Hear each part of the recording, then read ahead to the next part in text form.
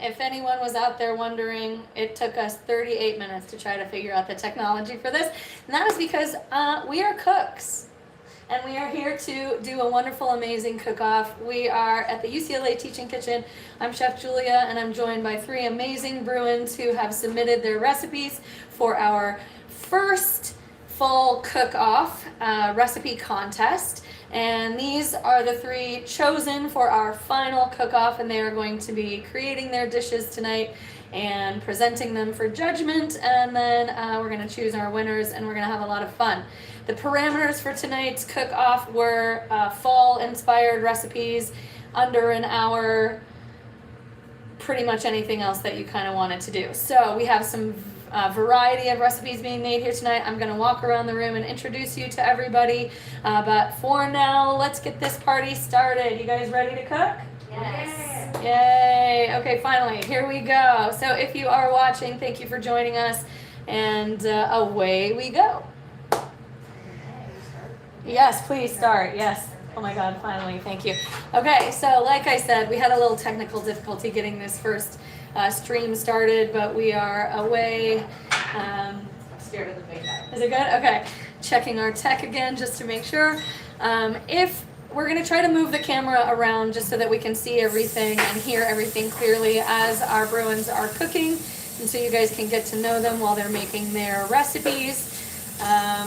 We don't have any comments on this, so if you do want to add anything, you can always let us know after, but hopefully share this with your friends and you might learn something here with some of our delicious fall recipes.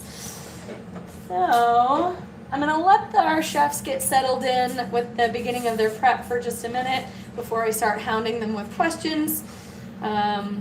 In the meantime, if you haven't already, check out the UCLA Teaching Kitchen. We have a ton of available classes. We'll be back in the winter quarter with a full schedule of amazing workshops teaching you fundamental cooking skills, fun baking, and lots of good healthy nutrition along the way. So if you haven't already, make sure that you're following us on our socials and check us out online so you can find out our schedule of classes. And, oh, it already smells good in here. Okay, I'm gonna see what kind of work I can do here with this.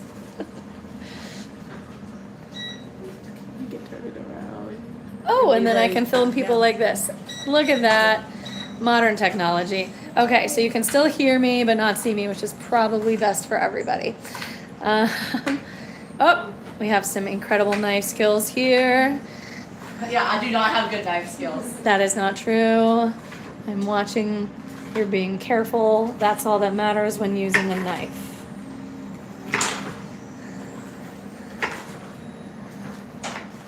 So the parameters for our contest again today were fairly open. We were accepting baking and cooking recipes, but all 3 of our finalists here have submitted savory, or also known as cooking recipes, not baking recipes.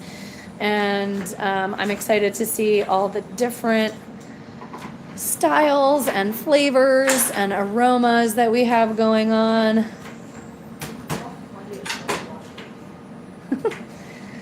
Acorn squash are a little bit challenging.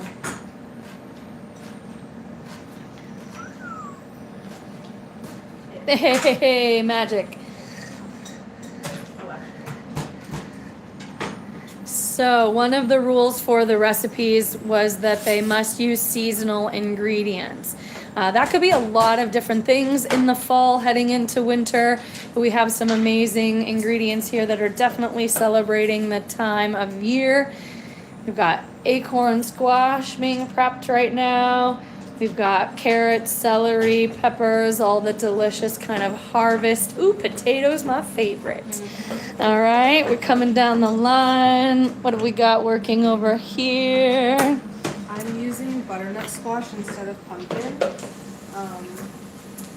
And yeah, I'm making a pumpkin sabji, which is like an Indian style vegetable dish. And which is an Indian style vegetable dish. And instead of using pumpkin, which you can really use any squash, I think, of your choosing, but I'm choosing to go with butternut squash because that was what was available at Ralph's. That's the perfect answer. Sometimes when you find a recipe, you guys want to try it, and you might go to the store and not find exactly what you're looking for. Don't let that stop you. Go online or ask for suggestions on alternative modified ingredients. And butternut squash is technically, they're all in the same family, right? Pumpkin is squash. So we're going to say that they're all related. Why don't we start here? Actually, you want to introduce yourself? Yeah, my name is Atmi. I'm a fourth-year public health major at UCLA with minors in brain behavioral health and professional writing. And like I said, I'm making a pumpkin subji, but instead I'm using butternut squash. And I think it'll have like a lot of spices and Indian flavors and a little nuttiness from the squash, which is what I like. So, yeah. Nice. Thanks, Atmi. That already looks really good. I just added cumin and some oil and letting it with some shallots. I personally don't really like onions, so I choose to substitute. I only use shallot pretty much in all my cooking. So That's crazy. I love onions. I don't really like onions. I find shallots have a milder taste, which makes it a little better for me. But yeah. That's an excellent lesson for anyone just watching and wanting to pick up some random food trivia.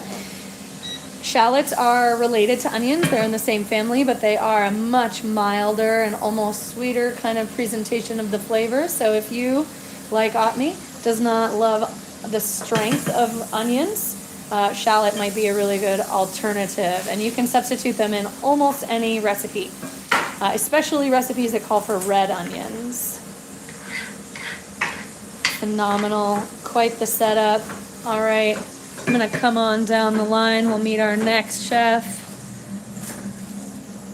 Am I next? You're next. Okay. Hi, I'm Sierra. I'm a first year and a business economics major, hoping to go into finance. For my recipe, I'm making salmon chowder with some smoked salmon that I caught myself in Alaska this summer and also smoked myself. Shout out to my grandma for pretty much teaching me this recipe and also mostly teaching me how to smoke the salmon. She's amazing. What am I using? For my fall vegetables, I'm mostly using potatoes, carrots, celery, and then I count smoked salmon as a fall dish because we catch it in the summer, but we don't smoke it into the fall. So for me growing up, that was always kind of like reminded me of fall, and like when it was cold in Alaska and it would snow, my mom would always make this for us. So it's a very special recipe to me, and yeah, that's what I'm making. Thank you so much for sharing. That's incredible. I have a lot of follow-up questions, but we're going to come over here. Maria, go ahead. Hi, my name is Maria Casasiglu. I'm a first-year molecular, cellular, and developmental biology major at UCLA, and I am making stuffed acorn squash. This is adapted from a recipe that my dad and I make together a lot. It's a Greek dish called gemi sta, so it's like stuffed peppers. But to make it a bit more seasonal, I decided to go with using acorn squash instead. Have never worked with acorn squash before, so we're having a bit of a fight right now. But it's going to be fun and having a great time. You're going to win. It's going to be great. Don't let the acorn squash beat you down. It's basically like a pumpkin, and that's what we were talking about with the butternut squash. All the squash are related, and they're treated pretty much the same.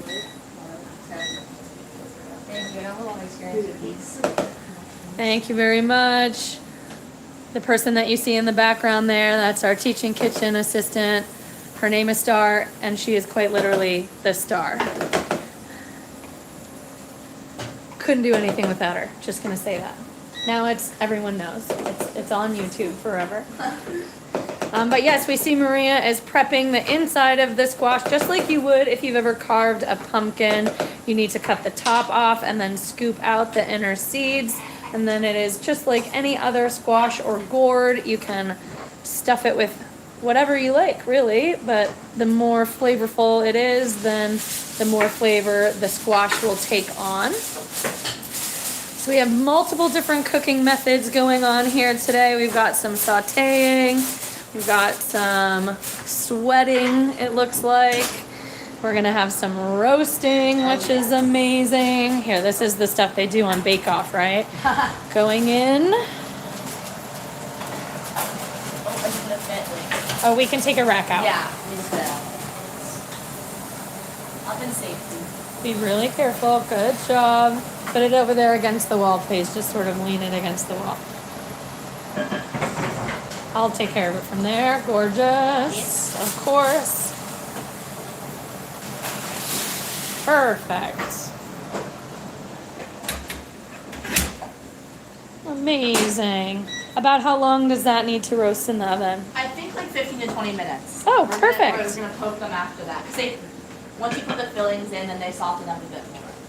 Amazing. That's really good to know. So you guys, even though some of this might seem a little like, oh, I've never worked with that before, or I wouldn't know where to start, just give food a try. You never know. And it turns out even sometimes more elaborate recipes are still not very hard or long or time consuming.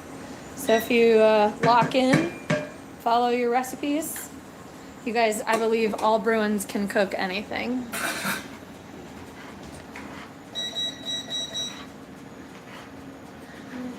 Is the ground beef in the fridge? Yes, it is. Left door.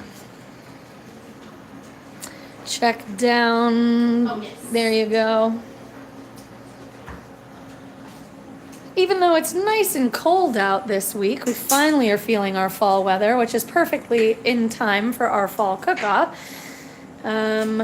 We still always want to make sure that you're keeping raw protein temperature safe when it's in the fridge up until the time that you are going to use it, unless the recipe calls for it to be marinated. You don't want to be like my mom. Sorry, Mom, if you're out there watching, I love you. But putting the chicken out on the counter to let it defrost all day long is not the way to go. Hopefully we're all learning safe handling skills. Oh, actually, I don't want to put that into the vegetables. Now that you say that. Here, Okay, perfect. we are going to follow along with our cooks while they are making their delicious seasonal dishes. And I really, really, really wish that this phone had a smell-o-vision on it because it's already smelling quite good in here.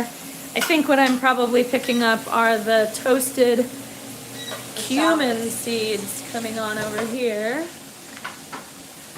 Yeah, I just finished sweating my shallots. I added a little bit of hing, which is asafoetida. Oh, please explain what that is for folks at home. You know, I honestly don't know exactly what it does, but I know that I'm supposed to add it. I think it's supposed to help in tempering the spices, but it's totally optional. But I just added nice. it with the cumin and shallots or onions of choice. Now that the shallots are transparent, oh, and ginger. I honestly don't really like ginger too, so I promise I'm not a picky eater though. But I added some ginger, and then now I'm gonna add these tomatoes and get them to sweat down a little. I'm deciding if I want to add more though, so we'll see what I end up doing. All right. There's so much going on the table. Let's see if I can get you a little. Oh, that looks cool.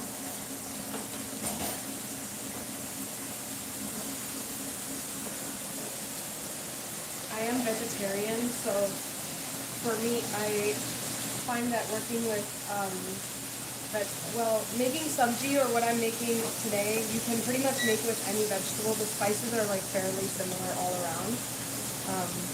So yeah, you could just throw in any like gourd or like firm vegetable, sweat it, and then use the same-ish spices to your liking. Would you add the tomatoes for other vegetables as well? You can, yeah. Yeah? You don't have to, but yeah. Yeah, I cool. like them. I like tomatoes. That's a good one. Nice. I think I just remember seeing on your recipe it said optional, so I was. Yeah, you can make it real dry, but I think tomatoes add a nice like tanginess, so I appreciate them. for Nice, yeah. Gonna come down here. I'm smelling what's in Sierra's pot also. What do we got going on in here? Right now, I just have my onions, green pepper, garlic, and celery, and then I'm preparing, this is my potatoes and carrots, and then I'll add more of the broccoli. Nice. Excellent. We have some serious action going on over here. Oh yes, I need to stop cooking it so quickly. I'm gonna try to slow it down a bit while I dice my onions and garlic to add in. If you want to put it on just like super low, it goes all the way down to 140 and it'll just kind of keep it warm, Okay, and then you can pop it back up. Yeah, we use induction burners here in the UCLA Teaching Kitchen, and a lot of people are not necessarily accustomed to this. They are not exactly the same as a gas burner at home with the constant flame, but I always like to tell our cooks, if you can cook on these, you can cook on anything. So you're already masters. But they're a little finicky in terms of controlling the heat. So learning about the tempo, learning different techniques, sometimes it helps to practice on the new equipment. So if anyone out there really wants to learn how to use an induction burner, another reason to sign up for our Teaching Kitchen classes.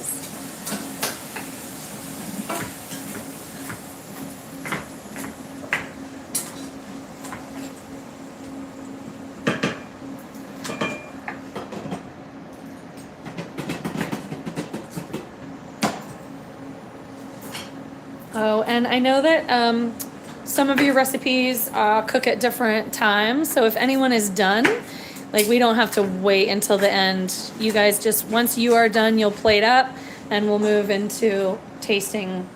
And then we'll just taste as each person finishes. And then I'll do the final judgment at the very end. But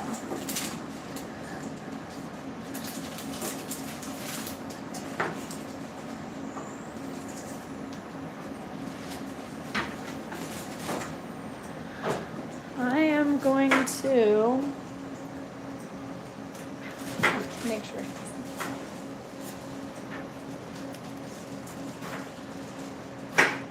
I might just set the camera down for a minute or two, and we can watch the cooking.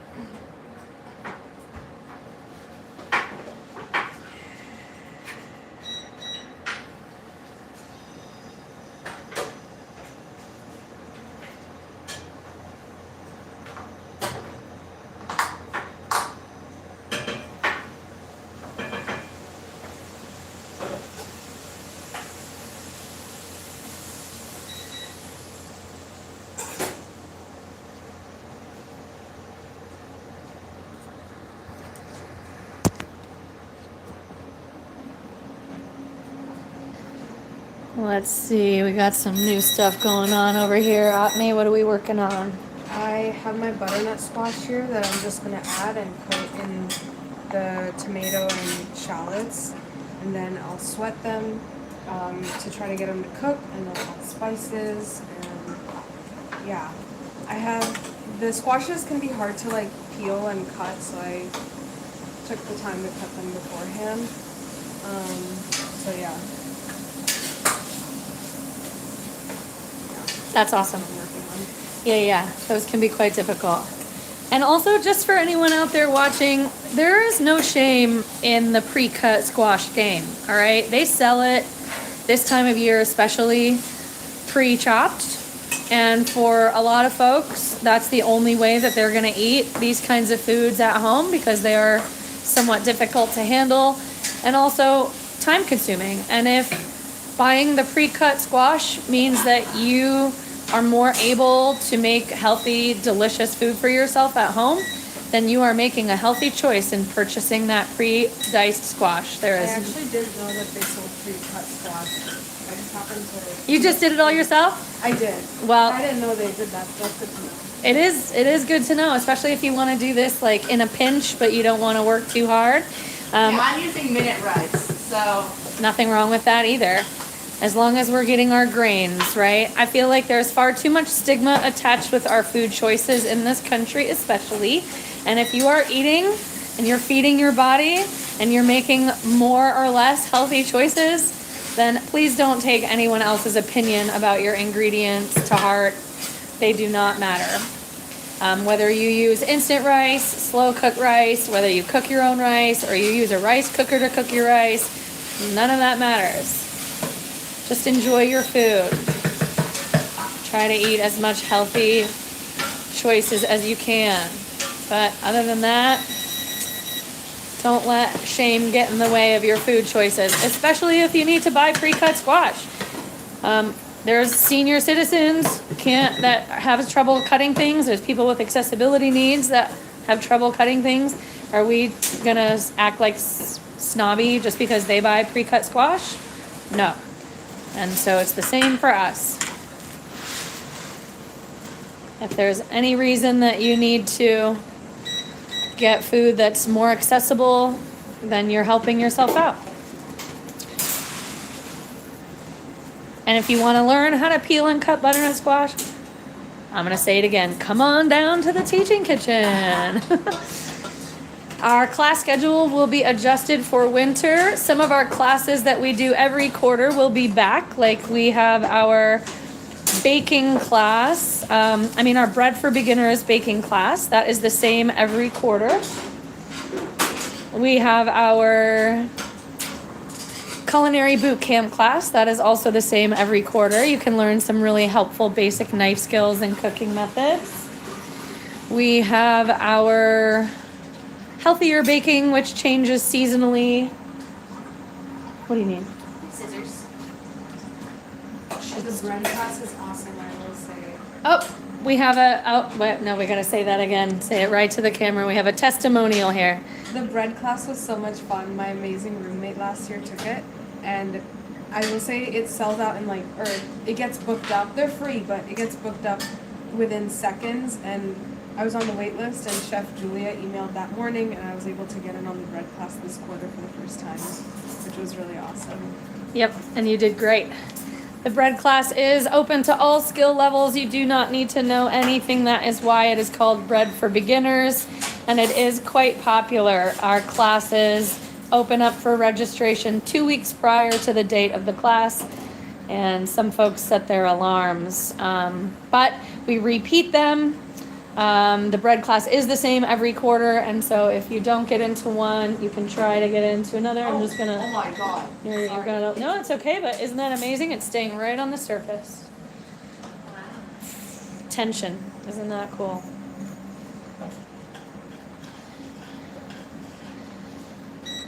What was I saying? Our healthier baking class, that changes seasonally, and our vegan cooking class, plant-based life, changes seasonally, but then they repeat annually. Hopefully that makes sense.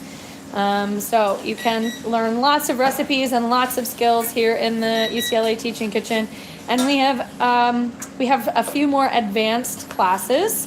Those classes I just mentioned, like Atmi said, are free for students. We want to make sure that you gain some basic life skills and fundamental techniques before you graduate. Though we do also have a few advanced classes that we will be charging for. Those are our around the world international cooking classes and our chef's creations, which are a little bit more advanced. Like we learn fresh pasta. I added 2 more of those to the calendar for winter because it was so popular this fall. So we'll have 2 more fresh pasta classes this winter. And so you can come and learn some gourmet skills. But again, even those are open to all skill levels. You don't have to already know how to cook. We make sure that everyone learns together. I'm going to come down here. Sierra, what are you working on now? What did I just see you opening up at the sink? Oh, my salmon. But I'm not using it quite yet. I'm gonna let it cook down for a bit, and then the salmon is like the last thing I'll add because it's already smoked, so it's safe to eat just like as soon as it's thawed. I kept it in my freezer, and so as soon as it's thawed, it's safe to eat. So I'm gonna wait a little bit before I put it in. The thing I like about this recipe is that it's really easy to do. Like I just use this one pot, and a lot of the time you're just waiting for it to cook, so you can like do other things around the house while you're making it. I think that makes it really like accessible to everyone, and a lot of this stuff can also just be bought like pre-made. Like I use canned corn. Usually I do like creamed corn, but I couldn't find it. But I think that makes it a lot faster too, because you're a lot less like fresh ingredients need to be used, and you're still getting a lot of veggies in the meal. Yeah, nice. That's so cool.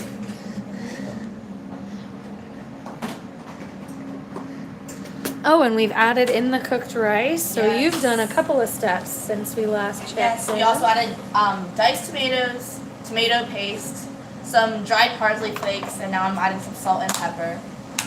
Oh, and then onions and garlic. Amazing. Just your usual aromatics. Oh, love that word. Everybody actually started with their, has their own aromatics, and that's sort of, it varies from cultural cuisine and preparation, but aromatics in general are usually the ingredients that we use to start the cooking process that help build the foundation of flavor that we add everything else to as it cooks. A lot of the time that's onion and garlic. Over there we had shallot and cumin seeds as the starting aromatics, which is great. We had onion, carrot, and celery here, right? Our classic mirepoix, as referred to in the French cooking. That actually looks so beautiful. Like, that's gorgeous. Thank you. You guys should try some. It's super good. Here's the smoked salmon. I just peel the skin off the back. If you have dogs, this is really good for them. If you have kids, they also really like it. No shame in that. Yeah, it's super good for you. Incredible. And you smoke this yourself? Yep, smoke it myself. We catch it from the river in Alaska where I grew up, and then I go back every summer. And then we'll usually like keep it in the freezer, eat it fresh, and then anything that we don't eat fresh, like by the time we get to fall, we usually smoke it. And then it's gonna stay good forever. You can eat it raw just like this. That's super good. That's so cool that you know how to do that. That's one of the earliest, most ancient food preservation techniques. You might not know this, but if you thought about it, I'm sure most people would figure out refrigeration is a fairly new invention. It wasn't really that many generations ago. People had to come up with alternative ways to keep their food from going bad if they didn't eat it all in one sitting. And smoking is one of the best and safest ways of preserving, especially meats of different kinds, to make sure that they last through the winter, which is, I'm guessing, why it was a fall tradition. Yes. Nice. Yeah, my family is native, and so they have a lot of like the traditions of the Alaskans. I'm not native, but so they can do all like the native things like hunt for Seals. whales and Yeah. seals and things like that. Yep. And they can also, what is it called? Fish to eat pretty much, or like even if normal people aren't able to go salmon fishing, say there's like not enough salmon, they can go salmon fishing year round as much as they need, just like provide for themselves. So that's really cool. A lot of our recipes come from them just because it's such like a crucial food source for them. Incredible. What a cool education. I'm vegetarian, so I don't know. What do you think? It's so we have like a smoker outside, and we kind of just like glaze it. it's a lot of steps. I'm trying to remember. I usually do it with my grandma. And just fire-based smoking separate. Yeah, we have one like outside and you just stick it in there. It's like a long, long process. It takes like multiple days, but And do you keep it with an active fire? Like someone mans the. we do. I don't do that part. My brother, that's usually his job, or like the guys of the family are kind of more on that side of it. But yeah, that's how we Yeah. traditionally do it. Nice.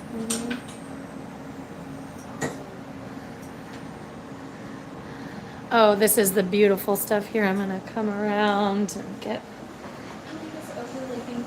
Yes, you're not stuffing the squashes. They're not, so they're not very soft right now. Usually I do this with bell peppers, so they'd be a bit soft by now. But I can just basically, you can leave them, the filling that you put in is cooked when it goes in the oven. Okay. So then you can just leave it in the oven for as long as it takes for the squashes or whatever you're stuffing to get soft. Traditionally, you would make this with, we do it a lot with bell peppers, like I said, or tomatoes are also a good one. So we're gonna. That's awesome. So this could change seasonally. You could use the same filling, but Yes. stuff it into different fruits or veggies based on the season. That's super cool. I love a modifiable seasonal recipe. It's like you learn one skill and then you can just repeat it in different ways, right? Exactly.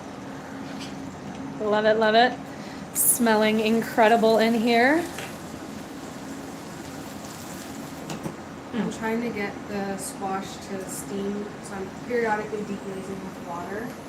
Please describe what deglazing is, Otmi. Okay, so when the oils and spices or the sugars of your vegetable or fruit start caramelizing at the bottom and getting real sticky, to grab all that flavor you can add water or some stock or something to pick up all the flavor on the bottom and prevent it from sticking and get it back into your dish. So the vodka pasta that's very popular, the vodka is just a deglazer, so you could just use any kind of liquid for that. You don't have to use vodka. Yes.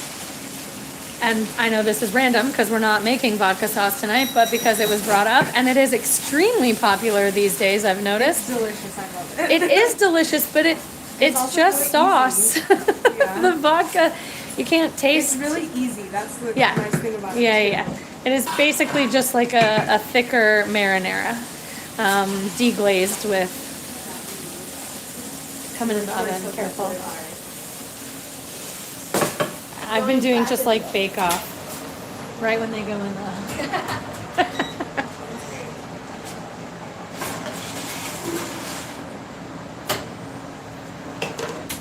the. Incredible.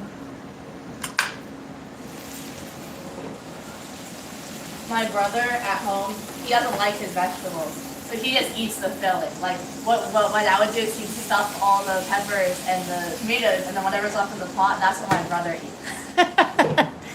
Getting called out there.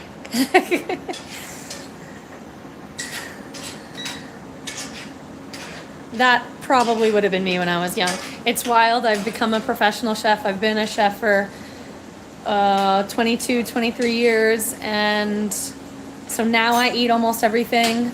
But wow, I was the pickiest child. Must have been real fun for my parents. I would pick the onions out of my salsa. Oh. That just requires work.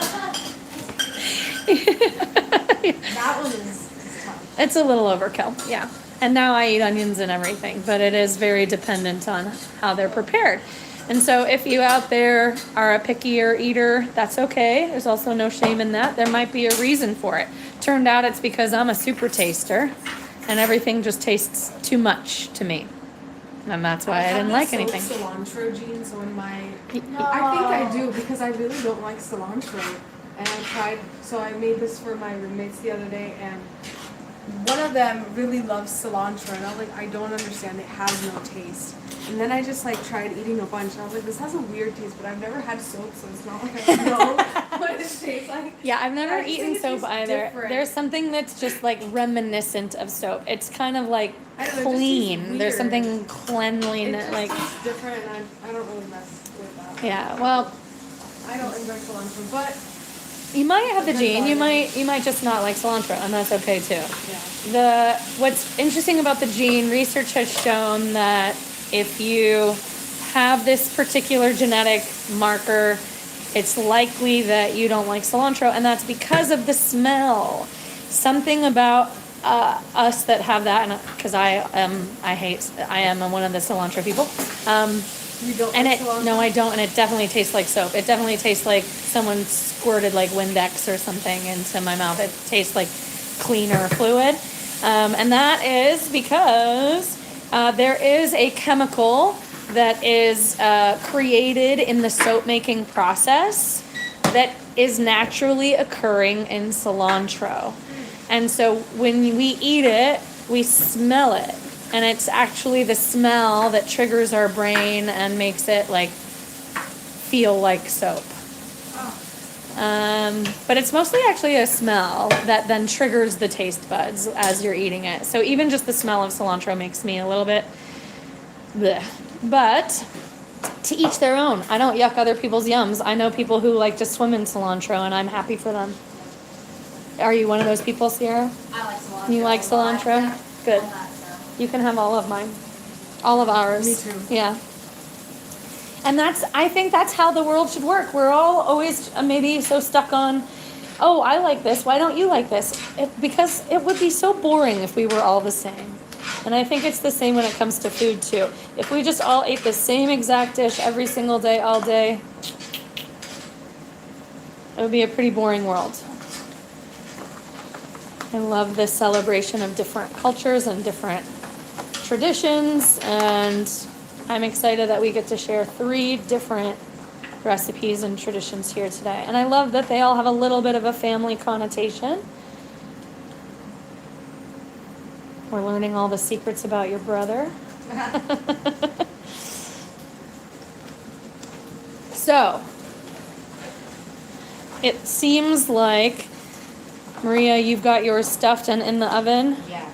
So at this point, it's waiting for everything to just kind of finish and tenderize. We're currently Googling how long does it take to roast acorns for. So it is 40 to 60 minutes, and it's already been in there for like 20 minutes. So cross our fingers. Maybe even longer. Yeah, it should be fine. Doesn't it smell incredible? So good. All 3 stations smell incredible. And then one thing that I will say, just as a lesson for all of the folks out there watching, they're doing a great job of cleaning while they cook. That's one of the more important things that you can do for yourself if you cook at home. We can see a good example here on Sierra Station. There's a cup there. All of the food scraps and peels and stuff have been going into there. And any excess just kind of storing to the side so it's easy to put away. Try to think about future you when you cook at home. I know a couple of you have heard me say that before in classes, but future you is a person that you should care about. And when you leave the kitchen in a complete disarray when you're cooking, you're really just setting future you up for failure.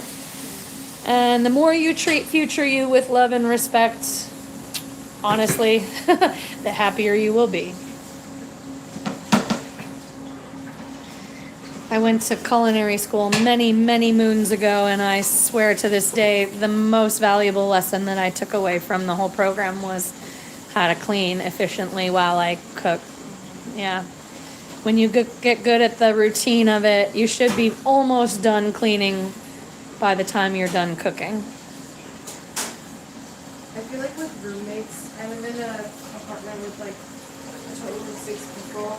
It also becomes like imperative when everyone's trying to cook and stuff to like mind your workspace. Like you're already limited in space on the counter, and also like cleaning up the stove and not leaving stains and stuff like that is also really important. So important. Not leaving the sink full of dishes, because then when the next person has to cook, they have to deal with your mess. Absolutely. There is a sense of treating the kitchen and treating the cooking experience like a dance. You want to finish the dance all the way through. That means cleaning up when you're done. It seems like we might have all 3 of you now in the position where we're kind of waiting for things to cook a little bit. All right, so I guess now's a good time. I'm gonna ask.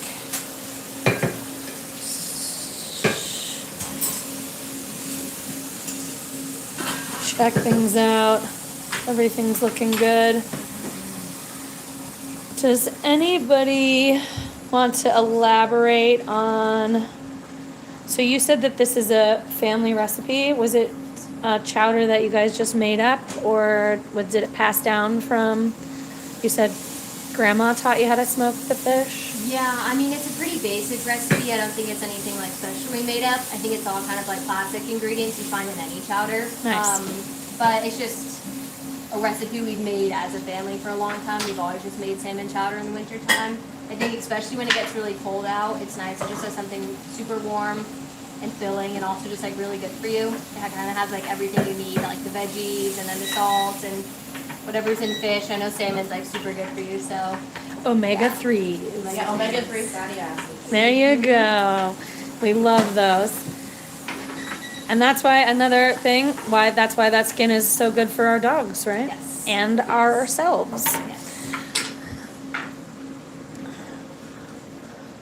Phenomenal. Coming down. Ooh, that looks like the squash is tenderizing pretty well. I want them to caramelize just a little to get that sweet flavor, the natural sugars in the squash.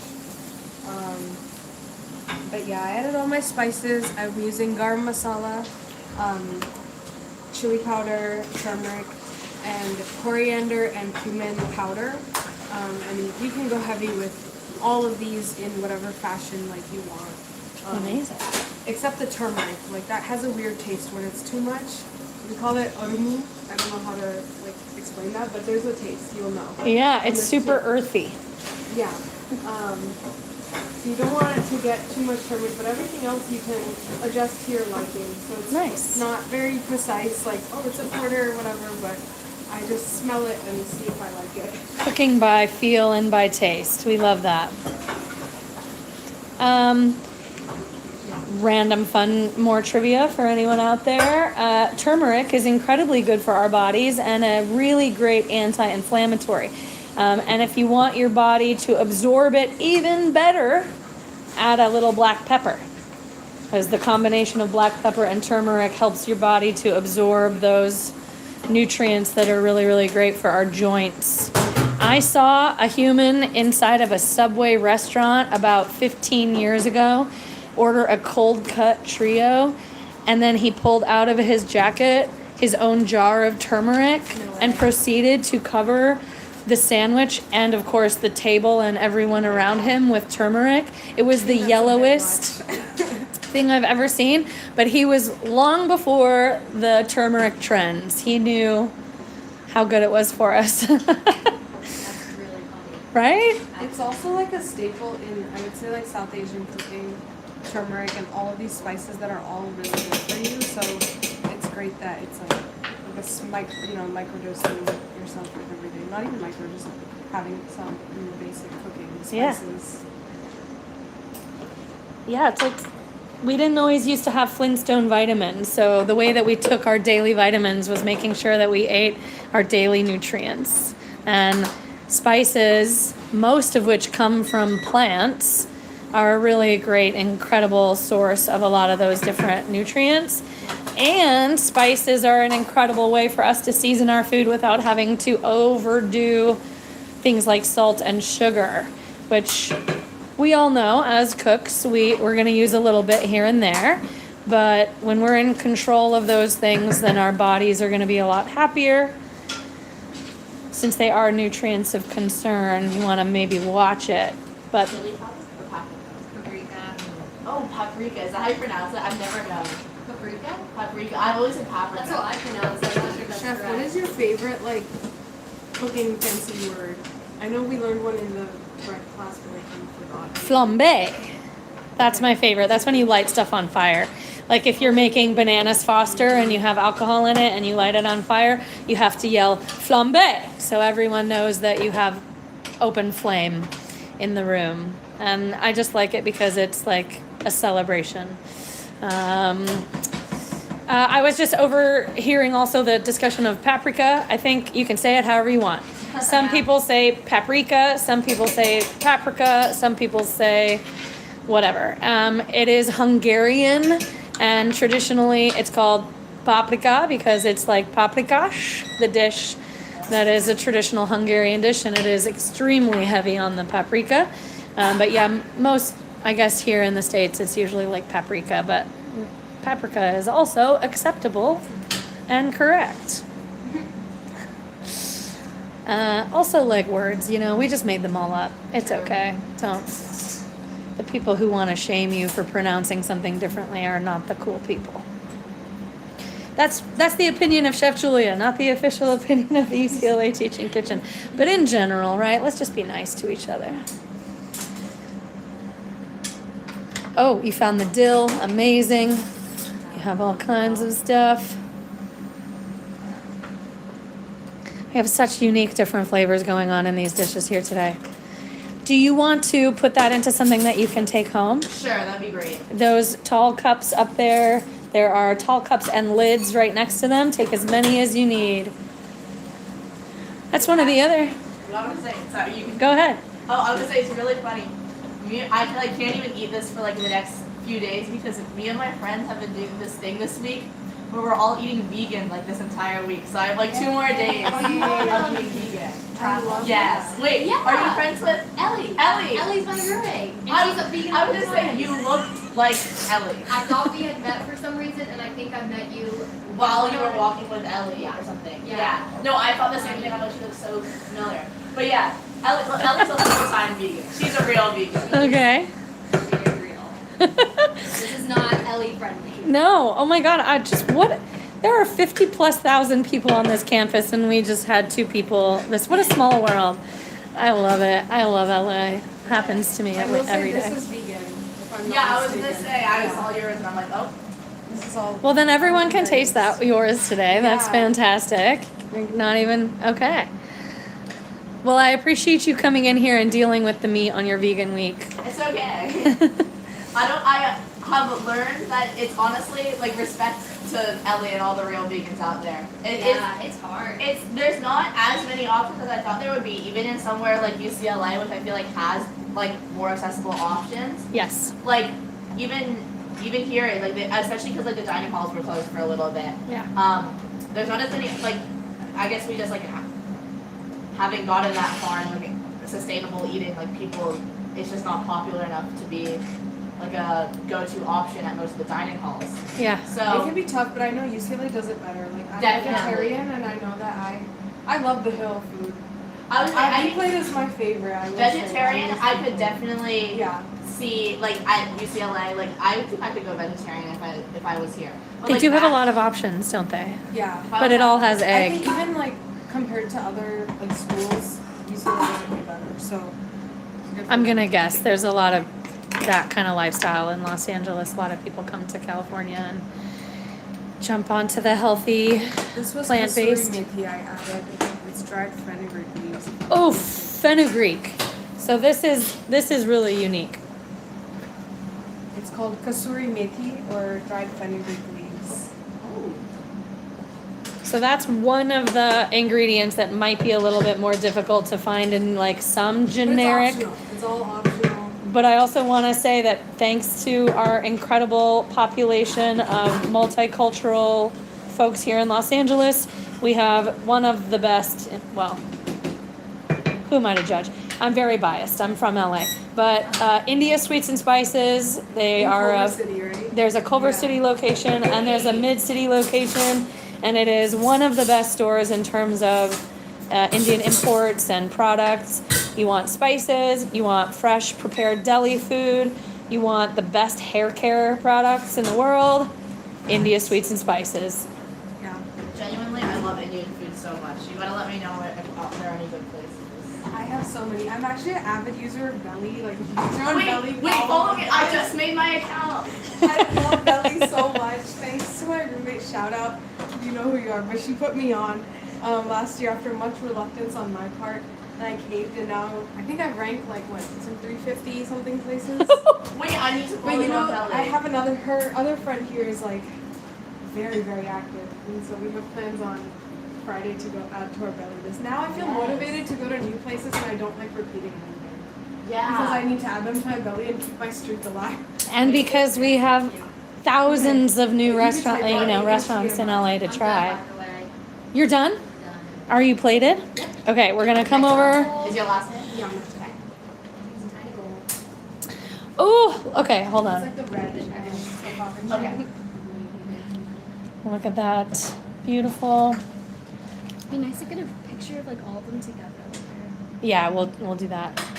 I do have to sample them, but then we'll leave them as they are so that we can get a final shot.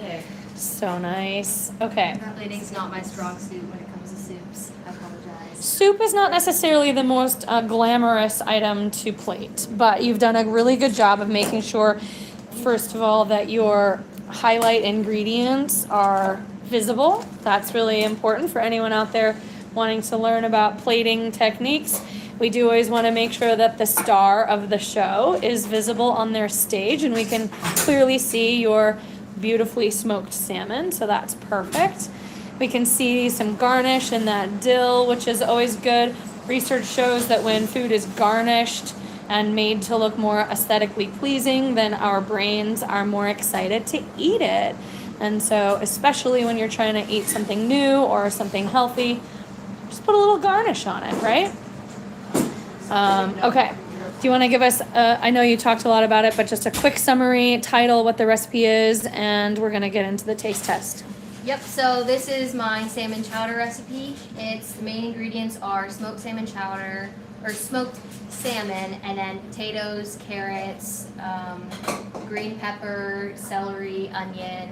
And then for spices, you can really just use like salt and pepper and dill are the main ones, but I also add paprika because I think it adds a little bit of a kick and I kind of like a little bit more flavoring in mine. And corn. I do a lot of corn and a lot of potatoes. I do more than the recipe says because those are my two favorites, but you can do like however you like it. Nice. All right, I'm going to hand this off and I'm going to give it a little taste. This is very exciting.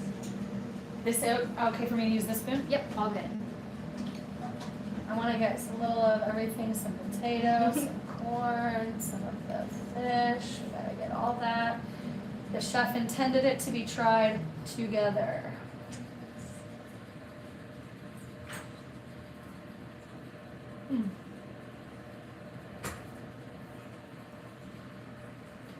Hot.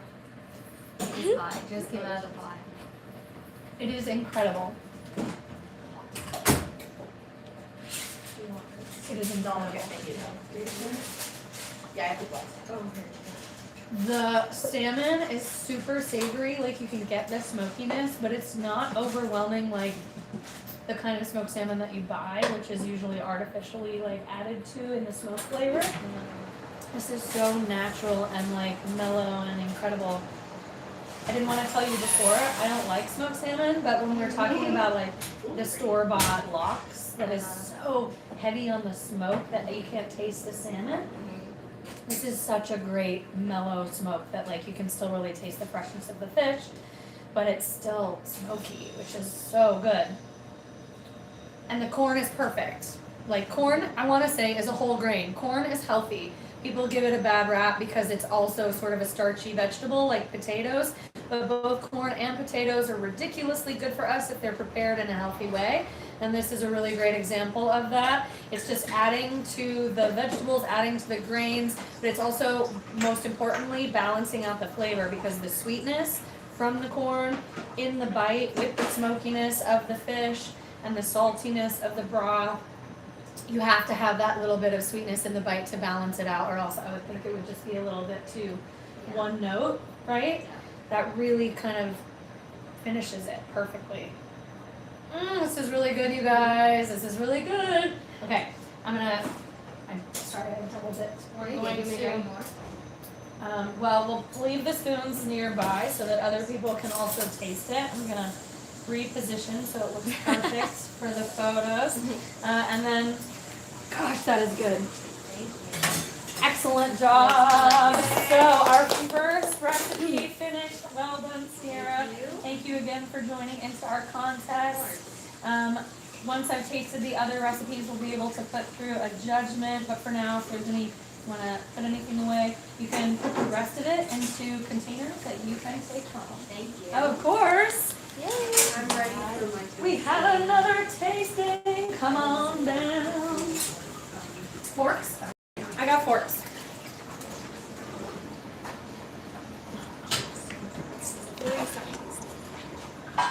Well, look at that. You remembered your garnish, which is excellent. I love craft paper. Is craft paper coming back? It's what my notebook was when I ever found out. Love craft paper. Yeah. So this is pumpkin sabji. It's just like it's a vegetable. Indian vegetable dishes are called sabjis, and they can be eaten with your choice of like roti, naan, rice, on their own too, especially if they're dry. You can just eat them on their own. So I'm presenting today butternut squash sabji, and yeah, I've garnished it with actually homegrown pomegranates. Thank you, Mom and Dad, for sending those. But yeah, I have these really amazing homegrown pomegranates from our backyard. Yeah. Beautiful. Again with the garnish. Really, really takes it. It's okay? Takes it up a notch. Yeah, if you want to walk that over, we'll do this tasting over here. Forks. Incredible. I'm sorry, I'm going to avoid the cilantro. That's okay. You and me both, I don't know. Right? It makes a really beautiful garnish, and if you do like cilantro, also known as coriander, then it's very commonly used in a lot of olives. Okay. I'm going to try it with the pomegranate though, especially now that I know it's from the garden. Which is also a seasonal. Very much so. Thank you for highlighting that. Oh my god.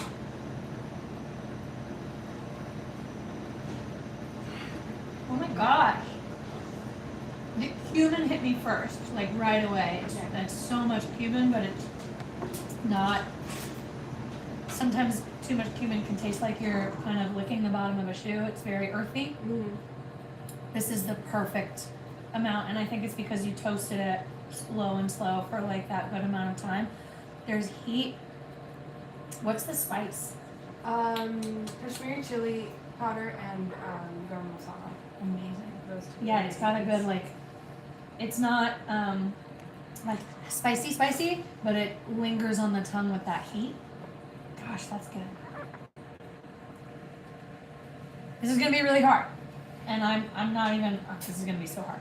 I'm gonna have another bite because the pomegranate, again, very similar to what we discussed with the corn. Because of the heat, we have a little bit of chili spice. We have the cumin, which is making it very earthy. We've got the sweetness from the butternut squash, but that's a different kind of sweetness than that we get from the pomegranate. So again, the like whole balance of all those different flavors on the palate is pretty perfect. One more little bite because it's just so delicious.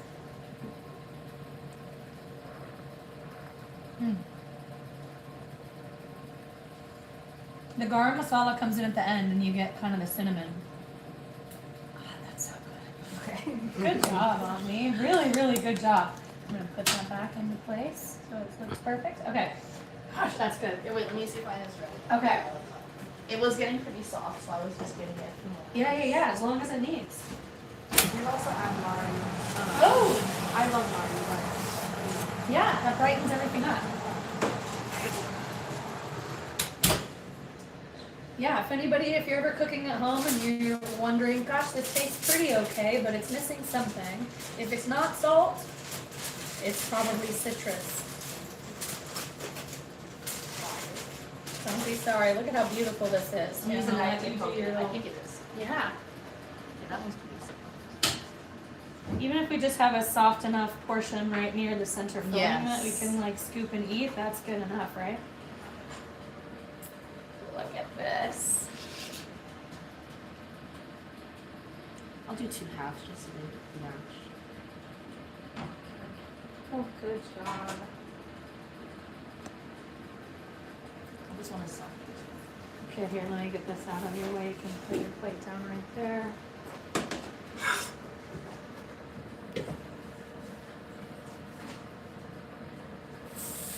Nice. That looks really good. Okay, let me get a spoon. You want one too? Oh, you can't try it. I know. I'm gonna try Omni's though. It Okay, looks yes, so good. It tastes incredible. Okay, this is the softest one from you I said? think so. Okay. Oh. Tell Oh, the camera yes. again. My apologies. Hello. So my recipe is a stuffed acorn squash. It's adapted from a recipe I usually do, which is stuffed bell peppers. It's in Greek. It's called gemista. And I kind of adapted it to make it more seasonal by using acorn squash instead of bell peppers. And also I just love the taste of squash. So I'm hoping it tastes good, like the flavor combo works well. The filling is just pretty simple. It's ground beef, rice, and then tomatoes, some tomato paste, and then just a few seasonings, salt, pepper, parsley. It's like really simple to make. It's like a very comforting dish in my family, and my dad and I really like making it together usually. Nice. I'm so excited to try it. Okay, I'm gonna scoop in some of the squash. Oh yeah, that's soft enough to scoop in with the filling. Oh, I bet it would be good in spaghetti squash too. It just came out of the oven. I made the mistake with the chowder. I want to know. Okay. Mm. Mm. Okay, good. Mm. I'm so glad that we have consolation prizes because everybody here wins today. Mm.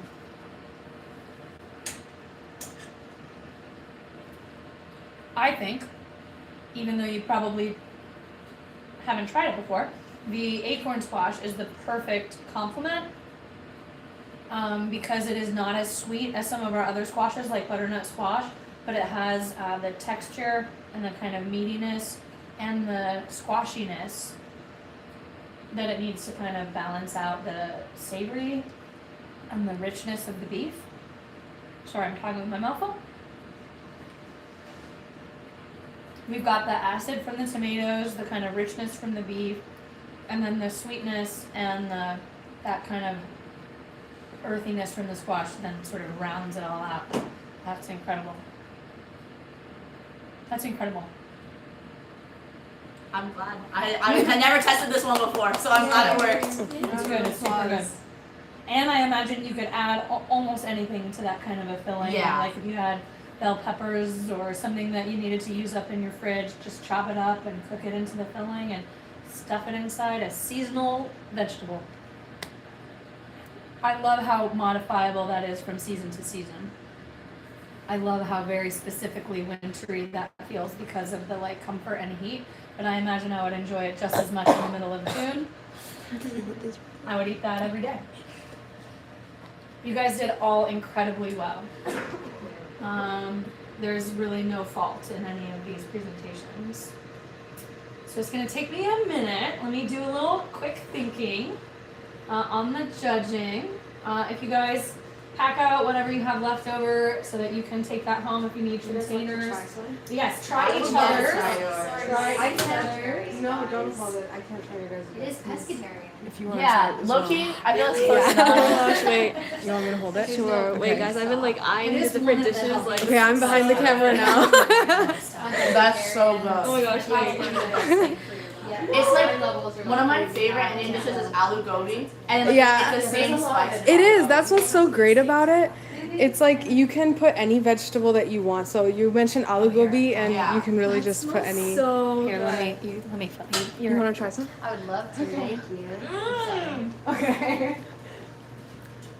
Girl. Are you a cilantro fan? Okay. You have the cilantro.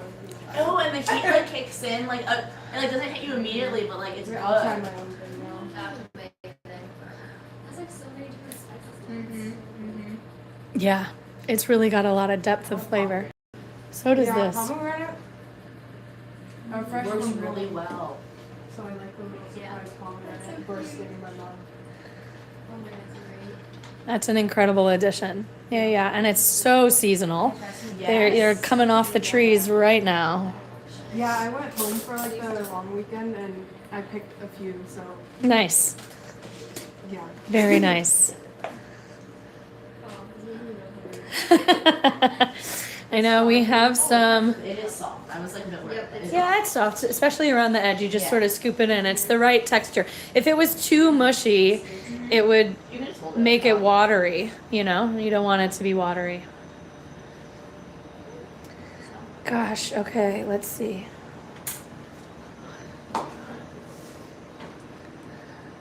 Is it good? Okay, yay. So good. And like, it makes you feel super gourmet and fancy, but you see, it's fairly straight. Anyone could make it. You don't have to be a gourmet chef. Can I use one of these? Yes, you may. You may. You may. You may. Can I take a bite of this cup with the chowder? What? Yes, yeah, the chowder, of course. please do. As much as you would like. Oh my gosh. Okay. Oh, I didn't introduce everybody. This is Ingrid. Everyone at home, say hi to Ingrid. Ingrid is our social media manager, and the whole reason this contest has been a success. This is the best job. Thanks. Say thanks, Ingrid. And yes, we are going to, if we don't do another recipe contest, we will be doing a chopped challenge. So for all of you Bruins out there that love to cook or bake, we're going to be having more chopped challenges in the kitchen. So hopefully we have some interested foodies out there who want to sign up and come on down and cook along with us. So we'll be advertising that once we start winter quarter. Guys, don't clean up too fast. I don't want to get a picture of you guys. Yeah, we want to get a final picture with at least like a small example of your recipe. So what's still on the plate? Oh, perfect. I'm so sorry, guys. We'll be a little late. I took my plate away. That's okay. You're cleaning up very well. Don't worry about it. We did get pictures of the food, so if you can't do it, it's okay. I have one more bite. You can have as much as you want. You can have the rest of it. Should I announce the winners on the live? The rest of it. Wait, come on. I'll take one more bite and then we should. Actually, Okay. no, I'll wait until we see the photo. Okay. And then you can have it. I know. Should I do the judging now, or do we want to announce that after? It's up to you. I mean, they're already here, so they could just see the instant pot. Yeah, so here, well, they're all, so let's show the audience at home. Our grand prize winner is going to be getting this Instant Pot cooker, which we're very excited to share. And then our 2 consolation prizes are pretty awesome. Each person is going to get a airtight pantry storage jar, a microwave steam cooker, a UCLA spatula. What? Okay, I want the UCLA spatula. I want it to be bad. Okay, here, you do this. I'm gonna come over here with our contestants. Drum roll. This is ridiculously close and extremely difficult. All 3 contestants have made delicious food, have really maxed out on the seasonal ingredients. They followed along with the rules of the contest, and they have all put in their work making some really delicious dishes here. Everybody is a winner. The first place prize goes to Sierra. And homemade smoked salmon is some of the best food I've ever eaten. Thank you, I agree. This comes in a very close second and a very close second and a half. We have some incredible second place contestants here. I would eat either of these foods all day, every day. There's nothing wrong. There's just slightly incredible over there in that tiny little bowl. I wish everyone out there could try it. Sierra, go into business with your family's chowder. It's incredible. But like I said, everybody here is a winner, made some delicious and healthy food, did it safely and had fun while doing it. Hopefully everybody out there had fun hanging out and watching.